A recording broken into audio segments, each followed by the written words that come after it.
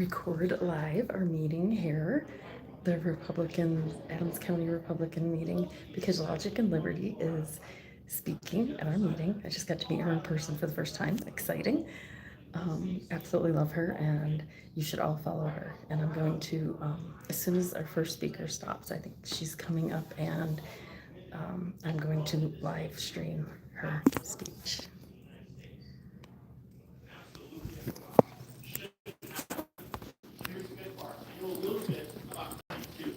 I've been a sheriff for almost 30 years, or in the sheriff's department, and a sheriff 8 of those.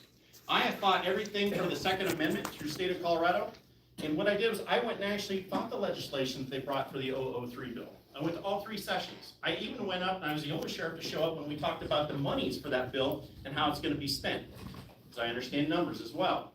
The other side, when you deal with immigration, I am the only sheriff in the state of Colorado that still has a 287G program, which is I assist ICE in my county. I am the only facility on Teller County. So I'm also the only county that was sued by the ACLU multiple times, and I have won every single time. Actually, I think I'm the only sheriff to ever win those cases in the United States.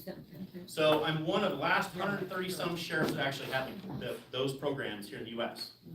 So when they started to push the laws that they have now, they actually started calling that the anti-teller law when they first started it, right? Because they knew they couldn't beat me in court because I kept winning. They had to legislate against me. In fact, under my last court case, when they came out with that, the ACLU put out the verdict saying that they won. They knew I couldn't say anything until the case concluded because I got to say I won, right? But the problem was, weeks after that, they ran a new legislation to try to stop me again. And it is working to a degree right now, right? So here's the thing about Colorado I know that Colorado is an issue-based state. It's not a blue state. It is not. It's an issue-based state. I'm bringing real issues to the table. I'm not talking like other Republicans have talked in the past. I'm talking about the business side. I'm talking about how to fix the debt. I'm talking about how to change crime in Colorado. I can guarantee I can lower the crime rates in this state in 3 to 4 months by 30 to 40%. Because I can hold people accountable, and you do that administratively. That's not legislation. You hold people accountable because crime in this state is driven by them administratively releasing people from parole to probation out of Department of Corrections and not holding them accountable for their sentences, which means they can violate and commit crimes over and over and over every single one of you. So I will tell you this, if you want to know more about me, all you have to do is Google my name. I'm a pretty open book, everything shows up, and that's fine. So you can see the fights I've had for fighting safe injection sites in your communities, fighting for you for the Second Amendment, fighting for your rights, telling them 8 years ago that Trendalago would rise if they didn't allow us as law enforcement to push back on that. So you want somebody that can fight for you, that historically has fought for you, I will do that. And I'm not doing it for me, I'm doing it for my grandkids and your children so that they have a safer place in Colorado. My slogan is I want my Colorado back. And really what that means is I want a Colorado my kids are safe in. I want my Colorado that my kids could actually buy a home in. My grandkids could look forward to buying a home in. We protect our water rights. We allow our agriculture to grow. All those things need to be done so that we have our Colorado back before it's too late. So thank you very much. You can find me at mikesupportgov.com. I do have cards up here. I'm more than happy to answer questions, and you'll see me again a lot probably. So thank you very much and have a great night.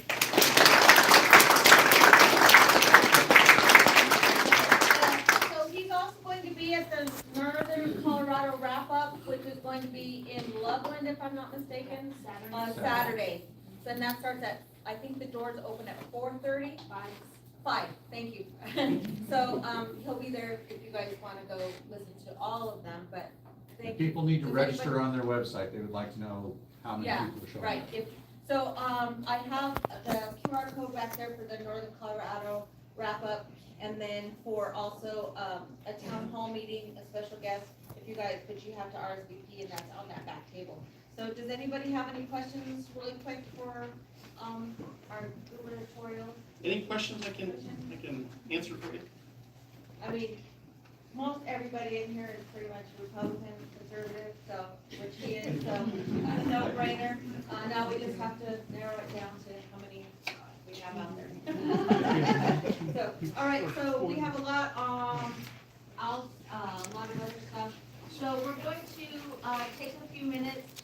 Before we get out, Lodge of Liberty, special guest, I want to bring up some candidates running for city council, and we'll do, in alphabetical order. Commerce City, we have Michelle Young Lee. All right, come on up. Look at her. Let me get my timer, because we do have a time schedule, so I just want to make sure. That started. Yeah, you're in front, that's the beginning. 4, and then give her a timer. You want to have the And microphone? then so on. Because there's 3 and then 1 minute and 30 seconds. Okay, go ahead, Michelle. Thank you. I won't take a lot of your time. My name is Michelle Dion Lee, and I want to say I'm newly Republican, okay? So. Welcome. I am fumbling my way through this. I have been a part of the Cherry Creek Republican Women, and so they kind of fostered me and grew me up, and they said, you gotta go out there and you gotta go just any seat, find a seat, and just run for the position. And so that led me to running for Commerce City City Council member at large. And it was like a last minute, I made the ballot, I made the petition. But what really sparked it is I am a grandmother, and I cannot, just what I see today in the world. So I don't want to be one of those people who just talks about it and not do anything about it. I'm gonna do it. When I get in the office, whatever, if you guys vote me in, I stand on business. I stand on what our president today, I'm not embarrassed to say it. I'm excited to see what's happening in our country today. And so I want to keep this values, because once, I look at it like this here, you gotta tear it down to rebuild. And he's tearing it down, and I want to be a part of the rebuilding process. And so a great place to start is city council. Because this is where everything is happening. This is where all of these statutes, these laws, and all of this is coming into place that continues to just handcuff us. We can't do anything. You know, I want a world where my grandkids can go back outside and play again. I want public safety. I want to work in partner with the police department. I met with the chief of police department, the chief of police for Commerce City last week, amazing man. I want to be able to be a part of that, to work with the people and keep the community safe. And I'm also interested in protecting the seniors. After COVID, I feel like their voices were lost. And so, what I do for my profession is I'm a franchise partner with seniors, helping seniors. And what we do is we provide caregivers for our seniors. I didn't realize that this wasn't a right through Medicaid. I worked in the Medicaid system, and now I'm working in the Medicare system, and my heart is just totally broken, okay? So my goal is to work with our seniors to ensure that they can understand. They have so many supplements, so many different, like the medication, everything is just too expensive for them. And then they don't give them a caregiver to help them figure all this stuff out. So that's one of my goals here. So a vote for me is a vote to have a voice. I'm a people's person, to speak for the people and fight for the people. I like community engagement. So that's my platform, change and transparency. Thank you so much.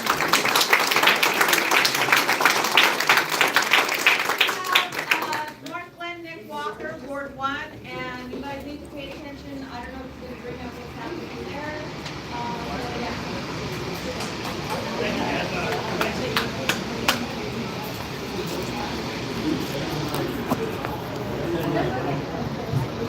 Okay, you don't have to like karaoke, Nick. For having me. Thank you all for letting me be up here. I'm running for City Council Ward 1 for re-election. I blocks up here at Washington and 112. We have a sad situation on there running against the mayor's daughter. She's still living at home. And I think there's a conflict of interest there. I know it's legal by the book, but is it the best thing for the city? I don't believe so. I'm running to support our police. We got them raised last year, but we still have a lot of work to do with Westminster and Portland having nice signing bonuses. Working on speeding, creating a friendly environment for our businesses, like bringing in pros and painted trees. I want to want to continue to fight because our fight with the state and our representatives like Ms. Jenny, who haven't helped us develop a mental health transitional facility that's going to house the sex offenders 900 feet from an elementary school. She didn't do much for us the first round, and I don't expect her to do much on the second round. So we have to fight that coming up here at the beginning of next year. So I'm all for that. And also for the bigger picture for Adams County, one thing I'm a big champion of is having the Adams County Family Justice Center, something we don't have yet. We have the highest rate of domestic violence in the state. And the amount of miles that let's say a battered woman has to travel from 9 to 5 while she has a child and having to find daycare is absolutely astronomical. And having a one-stop shop like Denver has at the Rosenham Center is absolutely important. It's something we need to do, and I put it off for too long. So I'm going to fight for that, everything at the local level, and then for Adams County as a regional. So thank you for your time tonight. And Ms. Laura, thanks for having me. So, we want to go ahead and we have a quorum. The exact number is we have 134, PCPs and, I'm sorry, 132 because 134, we still have 4 people still in, precinct 160. I don't know who's who because I wasn't here when 4 people were voted in, so that's enough. So, but we do have a quorum because all we need is 20%, which is we needed 26 and we have 30, so we're good to go. So if we can go ahead and accept the meetings, does anybody want to go ahead and make a motion? Oh, sorry, I'm sorry, we have one more candidate. I Laura. have a lot of friends in North Carolina, there in years. Maybe they'll see your name. Oh, that's right. Okay, come on up here. Sorry. No. Lori, I didn't know, nobody's let me know. It's okay, that could be me. Yeah. Young, Yeah. Lori Young. Okay, Stuff has been shown. Commerce City. Okay, hi. My name's Lori Young. I am the candidate for Commerce City at large. And I am really excited to be here. Jeff and I play poker, and he only beats me every once in a while. But he did invite me here tonight. I am a 20-year resident of Commerce City, and we moved in when my son was 9 months old. We kind of found Commerce City on accident. And then through all of life's twists and turns, we stayed on purpose. I raised my boys there because it was a community that was safe. I belonged to a church community there, and at the time, there was a lot of hope and promise. Since then, I have worked for Community Uplift Partnership. We opened Reunion Coffee House, which is kind of a community hub in our little city. And then I left, opened my own business, and now I work for the Adams 14 Education Foundation. So we do teacher grants, scholarships, and we run a Leadership Commerce City program. So through all, I know that sounds very democratic-y, I get it, but here's what I know. I know this with 100% certainty. All of the nonprofits, all of the work that I do, the scholarships, the teacher grants, the leadership programs, they don't happen without business. And Commerce City has stalled out. They haven't done a very good job of really partnering with our businesses and our home builders and our developers, and that's the top of my list priority. We need economic development. We need to take care of our businesses, big and small, so we can keep the lights on in Commerce City, but more importantly, so that we can keep our streets safe, so that we can build infrastructure, so that we can take care of the streets and the sidewalks, so our families can make it home at night, and that we have adequate fire and police resources in our city. So thank you all for hearing me out, and it's okay. There's so much grace for forgetting. I'm okay. I get forgetting a lot. I'm at the very end of the alphabet. I would blame Jeff, but I'm going to see him again next week, so we're going to give him some grace too. So thank you so much. Thanks, Lori. Right, and one more, Maria is representing who? Kevin Grantham. Can you spell it? Let me read what he said. Kevin Grantham. Yeah, he's running for state treasurer. he was running for governor, however. Do you want this?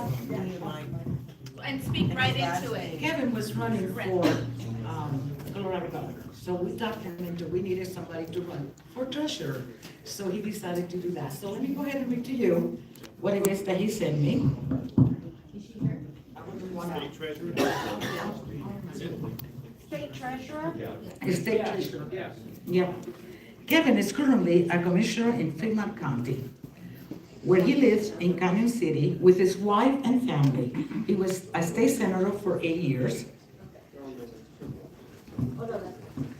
Small, where he served on the Joint Budget Committee and was a